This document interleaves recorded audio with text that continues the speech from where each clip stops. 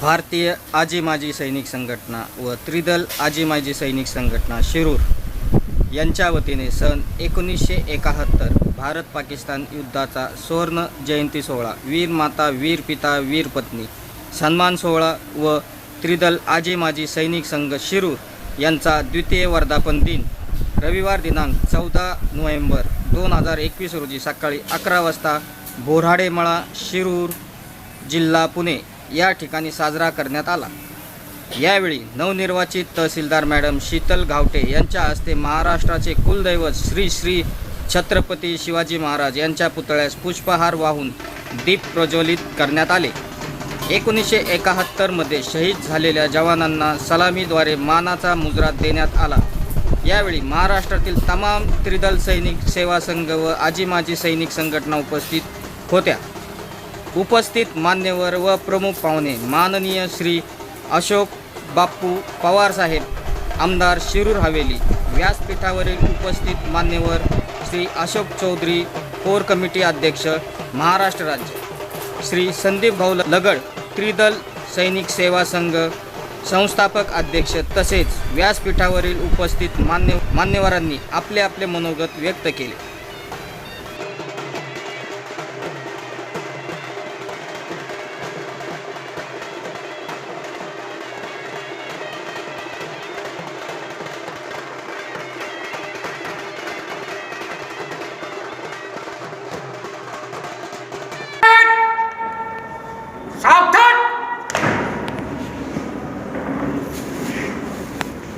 शहीद जवान आणि त्यांचे माता पिता वीर पत्नी यांना या ठिकाणी मानाचा मुजरा सलामीद्वारा देण्यात येत आहे। परेड सलामी चाल।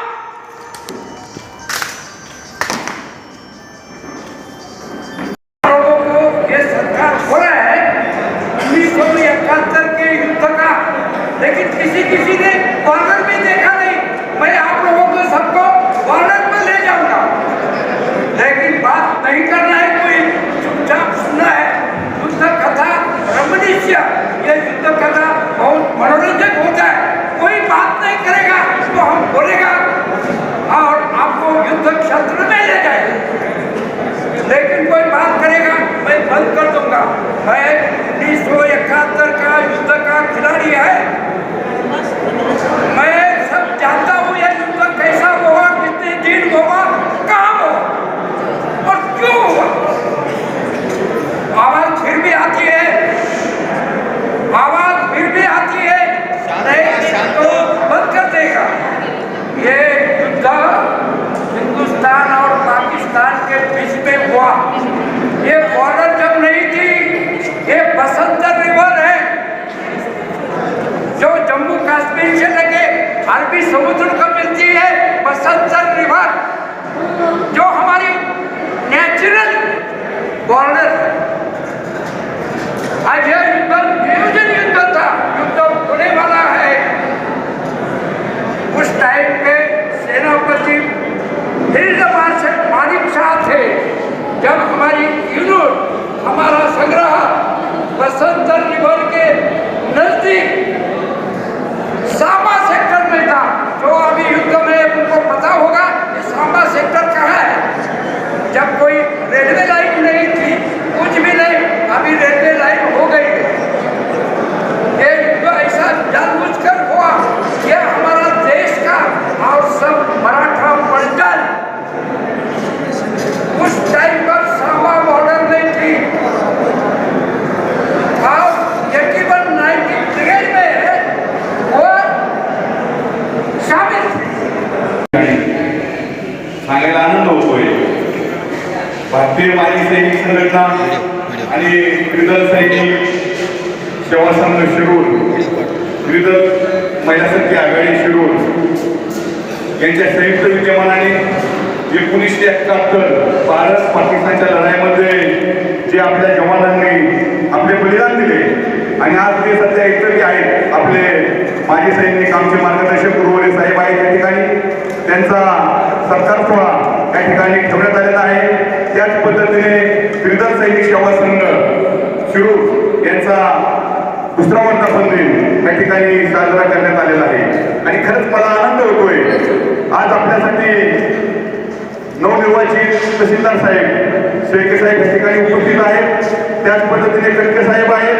त्याच पद्धतीने नवनिर्वाचित तहसीलदार गावटे मॅडम त्या ठिकाणी उपस्थित आहेत. आणि आपल्या त्या ठिकाणी आज व्यासपीठावर कोर कमिटीचे अध्यक्ष चौधरी साहेब, त्याच पद्धतीने सर्व महाराष्ट्रातून उपस्थित राहिलेले शहीदवीर पत्नी, शहीदवीर माता, त्याच पद्धतीने अपंग सैनिक, त्याच पद्धतीने माजी सैनिक, जवान सैनिक आणि आमचे सर्व मार्गदर्शक गुरुवर्य साहेब, मायमावली भगिनी त्या ठिकाणी उपस्थित आहेत. त्याच पद्धतीने सर्व पक्षीय पदाधिकारी त्या ठिकाणी उपस्थित आहेत. आपण उपस्थित राहिल्याबद्दल मी आपल्या सर्वांचं सर्वात अगोदर आभार मानतो.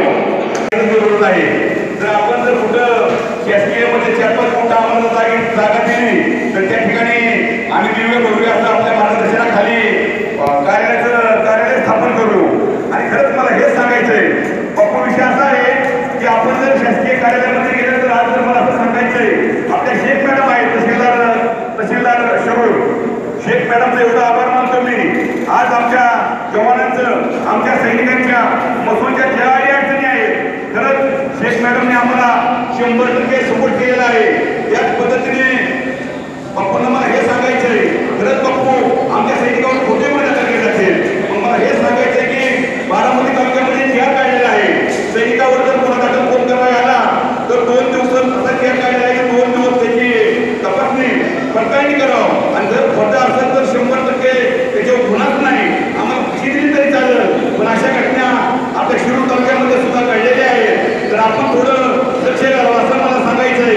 त्याच पद्धतीने पप्पू आज मला हे सांगायचंय की आज जे आपले जे माजी सैनिक आहेत आणि सैनिकावर आपण जर पाहिलं तर कोण पेचून मारतंय, कोण त्याच्यावर प्राणघातक हल्ला करतंय, कोण त्याच्या जमिनीवर अतिक्रमण करतंय आणि कोण त्याचे रस्ते अडवते आणि खोटे गुन्हे दाखल होते. पप्पू हे मोठं निंदनीय आहे.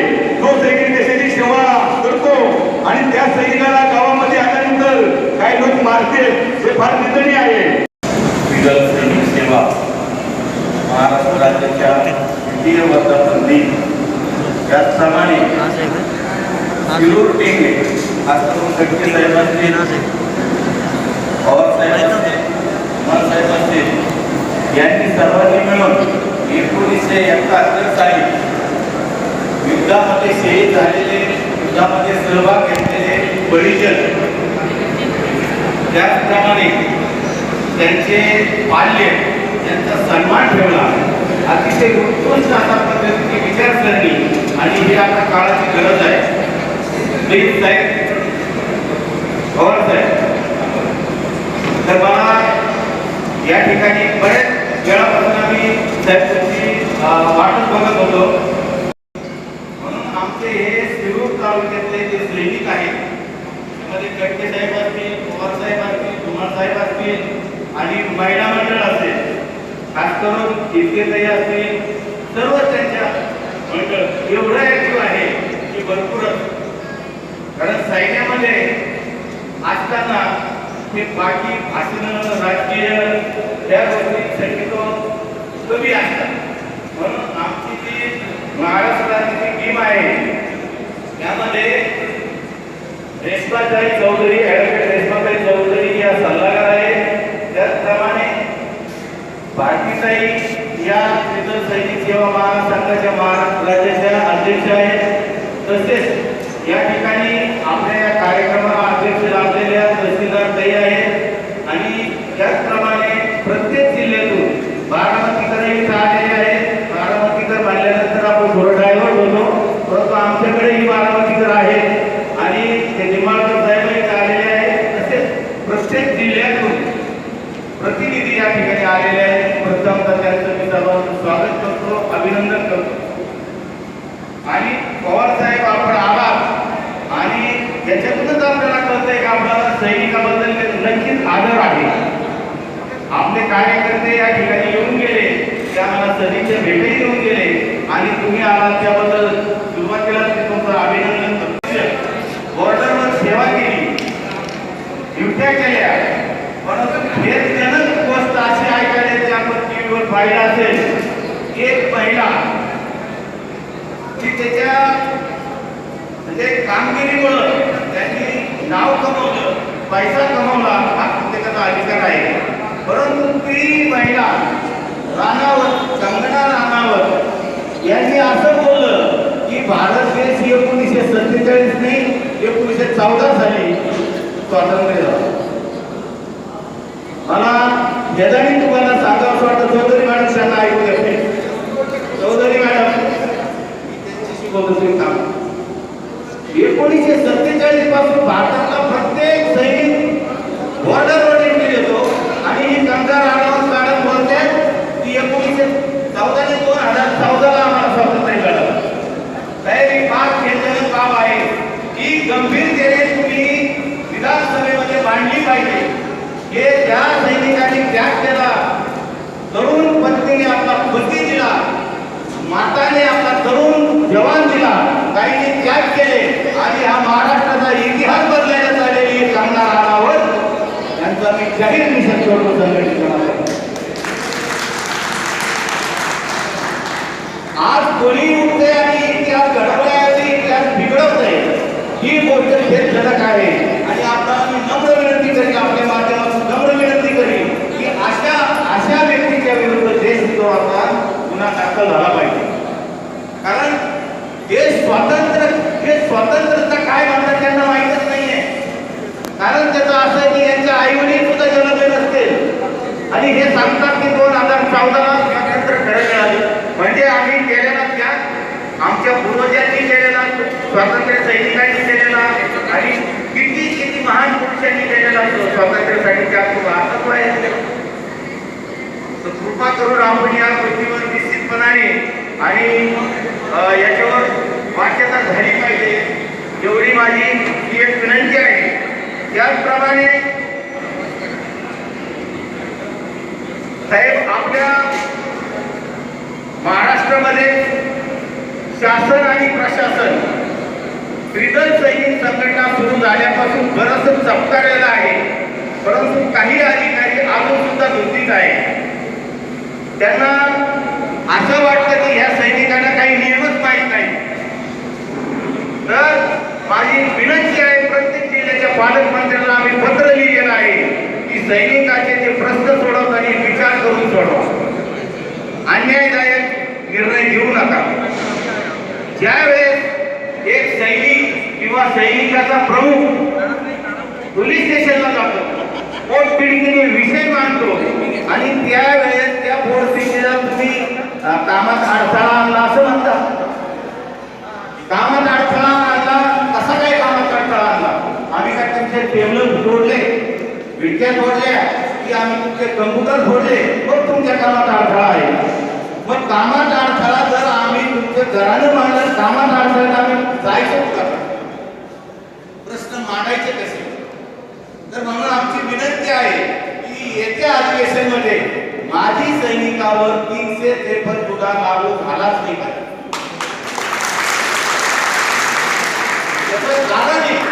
आलाच नाही पाहिजे. म्हणजे माजी सैनिक हा कायद्याने बांधलेला आहे, कायद्याचं पालन करणारा आहे, तो कायद्याचं पालन करतो आणि वेळ प्रसंगी पोलीस खात्याला सुद्धा सहकार्य करतो, पोलीस प्रशासनाला सहकार्य करतो.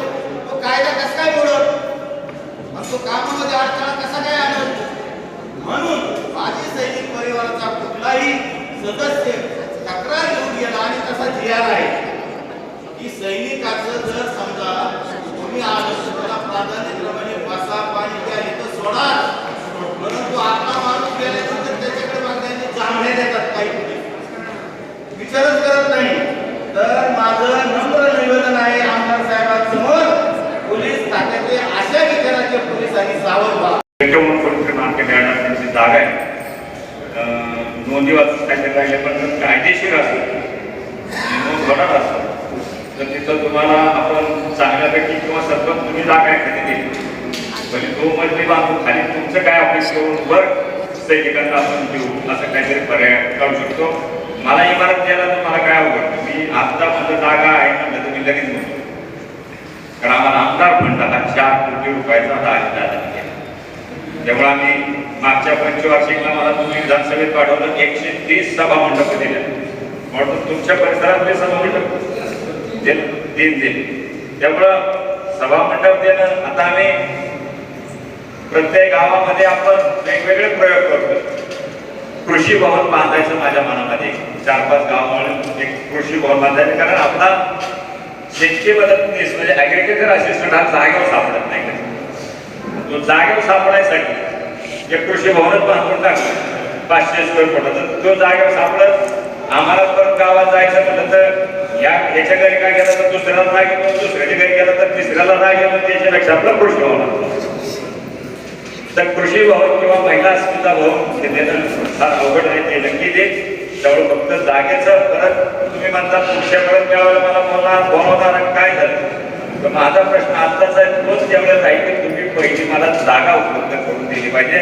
म्हणजे ते 2 गुंठे दिले तरी आपल्याला स्वीकार, तर ती कोणीतरी देणारा पाहिजे. तुम्हाला कागदपत्राची सरपंच काय मदत लागली कलेक्टर साहेबांच्याकडे तर ती जागा मिळून द्यायचा तोही प्रयत्न मी निश्चितपणे करेन. कारण द्यायला नसेल तर ते ग्रामपंचायतीला देता येतं आणि ते दिल्याच्या नंतर फार आवडतं.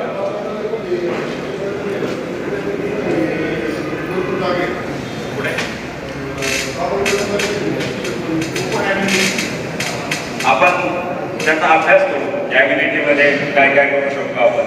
पण ॲम्युनिटीमध्ये मला असं वाटतं की ते कायमचं तुम्हाला येणारा देता नाही. कारण एखादं सभागृह आणलं तर कोणी गेलं तर त्याला तिथं भाग घेता येईल, काम करता येईल असं असेल. तर तुम्ही मालकीची एखादी ग्रामपंचायती 2 गुंठे जागा दिली, 2 गुंठे फार नाही, आणि परत पुढचा मार्ग सांगितलं की खाली तुम्ही ठेवलं किंवा वर तुम्ही ठेवलं, खाली आपल्याला दिलं तरी आपण ते मार्ग काढू शकतो. निश्चितपणे तो प्रश्न सोडू शकतो.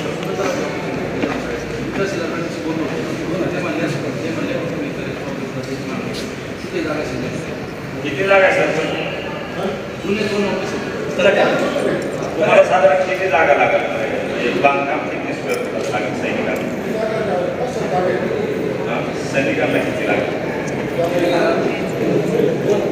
आपल्याला काय झालं, पत्रकार संघ पत्रकार आहेत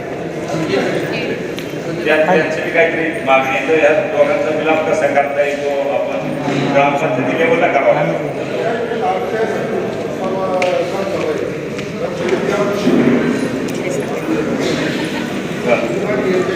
चालेल, कायदेशीर माहिती पण कायदेशीर पासून म्हणजे आपल्याला अडचण येत नाही. तर निश्चितपणे त्याही प्रश्नाला आपण हात घालू. आज एका चांगल्या कार्यक्रमाला इथं येण्याची संधी मिळाली त्याबद्दलही सगळ्या आपल्या ज्यांनी हा कार्यक्रम अरेंज केला त्यांना मनापासून धन्यवाद देतो. ज्यांचा सन्मान म्हणा, आमच्या वीर माता, वीर पिता आणि वीर पत्नी त्यांचंही मी मनापासून खूप खूप अभिनंदन करतो. आणि हा जो सुवर्ण जयंतीचा सोहळा